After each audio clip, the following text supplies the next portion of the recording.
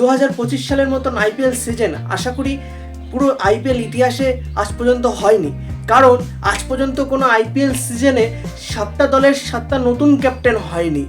তো এটা একটা খুবই আশ্চর্যজনক বিষয় এবং এর জন্য 2025 সালের আইপিএলের ক্রেজ এখন থেকেই মানুষের মধ্যে ও আইপিএল ফ্যান তথা ক্রিকেট ফ্যানের মধ্যে উত্তেজনা সৃষ্টি হয়েছে। 2025 সাল এমনি মেগা অকশন হবে। তো এখানে বড় বড় টিম তাদের line up, batting line up, bowling line up, বিভিন্ন কিছু যারা অনেক বছর ধরে গুছিয়েছিল তাদের ব্যাটিং লাইন আপ, আবার বোলিং লাইন আপ, এইসব সমস্ত কিছু তাদের আবার নতুন করে গড়ে তুলতে হবে। তো এখানে অনেকটাই টিমের অসুবিধা হয়, আবার অনেক টিমের সুবিধা হয় যে তারা নতুন নতুন প্লেয়ার পাবে। তো চলো আজকে দেখে আসি।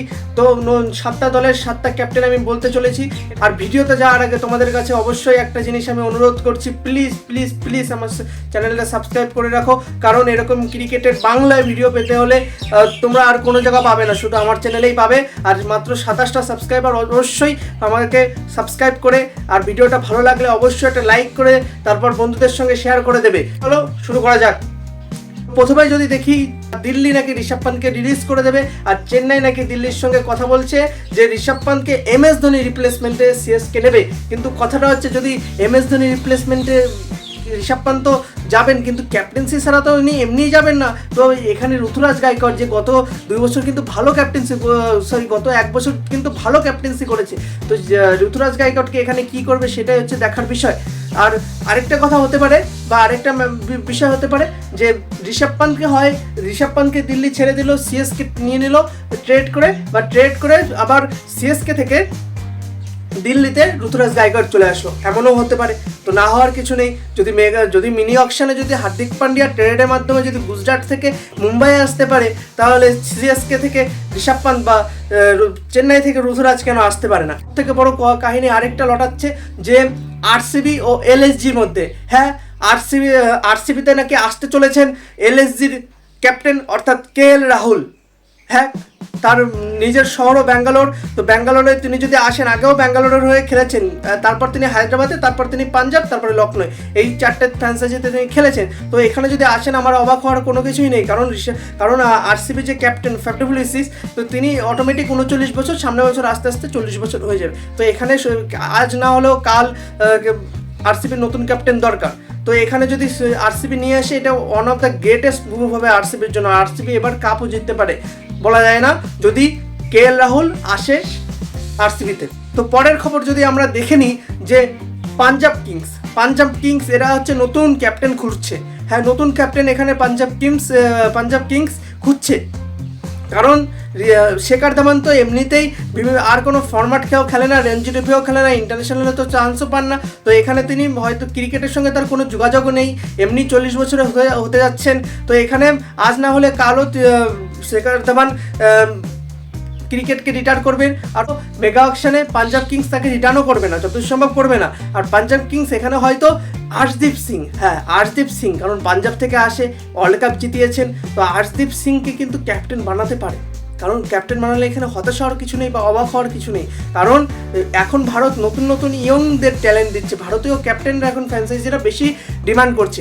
তো তারপর যদি দেখি SRH, সবাই বলছে যে SRH নাকি প্যাট কামিন্সকে ছেড়ে দেবে, কিন্তু দেখুন প্যাট কামিন্সকে যদি ছেড়ে দেন, যে গতবার ফাইনালে উঠিয়েছেন, যদিও তারা হেরে গেছিলো কলকাতার দ্বারে, তো যদি সত্যি প্যাট কামিন্সকে ছেড়ে দেয় তো এটা আমি খুবই অবাক হবো, কারণ একজন ওয়ার্ল্ড কাপ উইনিং ক্যাপ্টেন আপনার টিমকে গতবার 7 থেকে পুরো 1 নম্বর পুরো রানার্স আপে নিয়ে এসেছে। তো এখানে যদি ছাড়ে, আমার মনে হয় না প্যাট কামিন্সের মতন ক্যাপ্টেন পাবে, যে ব্যাট বোলিংয়ের মতো ক্লাস অলরাউন্ডার এবং এক্সপিরিয়েন্স রাখে, প্রেশার সিচুয়েশনে খেলতে পারে। তো এরপরে সবথেকে বড় একটা গুরুত্বপূর্ণ বিষয় হচ্ছে মুম্বাই ইন্ডিয়ান্স। হ্যাঁ, মুম্বাই ইন্ডিয়ান্স।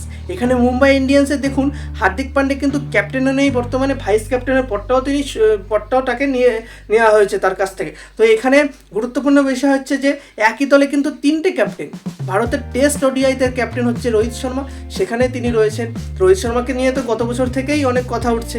আর আমাদের সূর্যা দাদা নতুন T20 ক্যাপ্টেন হয়ে গেছেন, জাসপ্রীত বুমরা রয়েছেন, আর হার্দিক পান্ডে রয়েছেন। এক টিমে 4 ভারতীয়, 4টে ভারতীয় দলের নতুন বড় একটা নাম। তো এখানে আমার মতে যদি মুম্বাই রোহিত শর্মাকে বা সূর্যকুমার যাদবকে ছেড়ে দেয়, আমি কোনো মতে অবাক হব না, কারণ সূর্যকুমার যাদব ছেড়ে দিয়ে তিনি চাইবেন যে আমাকে নতুন কোনো দলের ক্যাপ্টেন্সি করাক, যাতে আমার ক্যাপ্টেন্সি আরও বেশি নতুন করে আমি ক্যাপ্টেন হতে পারি এবং নতুন করে আরও উন্নত করতে পারি। আর রোহিত শর্মা চাইবেন যে আমি অন্য কোনো দল দিয়ে খেলি। তো গতবার তো কথাই হচ্ছিল যে কলকাতায় তিনি আসবেন, কিন্তু কলকাতায় আসলে না সেরেসার এই ক্যাপ্টেন্সি থাকবেন, কারণ সেরেসার কাপ জিতিয়েছেন। তো সেরেসার এখন অনেক উপরে বসে গেছেন অ্যাজ এ ক্যাপ্টেন। তো রোহিত শর্মা আসলে হয়তো KKR এমনিতেও অ্যাপ্রোচ করবেন না রোহিত শর্মাকে।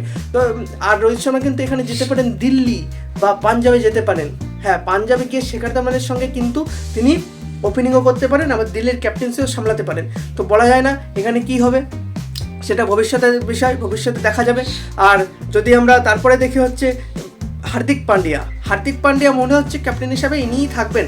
আর সূর্যকুমার যাদব এবার নিজেদের মধ্যে মিউচুয়াল বোঝাপড়া করতে হবে, যে সূর্যকুমার যাদব হয়তো হার্দিক পান্ডিয়াকে বোঝালো যে তুমি নয় ক্যাপ্টেন্সি থাকো, আমি দেশের ক্যাপ্টেন্সি হিসেবে থাকি। আর হার্দিক পান্ডিয়া হয়তো বলবে যে তুমি যখন দেশের হয়ে ক্যাপ্টেন হয়েছো, এই ফ্র্যাঞ্চাইজির হয়ে আমি থাকি। তো এটা নিজেদের মধ্যে বোঝাপড়ার মাধ্যমে থাকবে। আর তিনটে দল হচ্ছে যারা রয়েছেন, তিনটে দলের হয়তো ক্যাপ্টেন পরিবর্তন হবে না। এক হচ্ছে কলকাতা, কোনো প্রশ্নই নেই। 2 হচ্ছে রাজস্থান, সঞ্জু স্যামসন, এখানেও কোনো প্রশ্ন নেই। 3 হচ্ছে শুভমান গিলের তো প্রশ্ন উঠছিল, কিন্তু এখন আর উঠবে না, কারণ ইন্ডিয়ার তিনি ভাইস ক্যাপ্টেন হয়ে গেছেন আর ভবিষ্যতে তিনি ইন্ডিয়ার ক্যাপ্টেন হতে যাচ্ছেন। তো এটা ছিল আজকের ভিডিও। তো আপনাদের মতে কি অবশ্যই কমেন্টে জানাতে ভুলবেন না। আর ভিডিওটা ভালো লাগলে কিন্তু অবশ্যই এটা সাবস্ক্রাইব করেই যাবেন। কারণ আর আজকের জন্য এইটুকুই, দেখা হচ্ছে আরেকদিন আরেকটি ভিডিওতে। ততক্ষণের জন্য সুস্থ থাকুন, ভালো থাকুন, টাটা।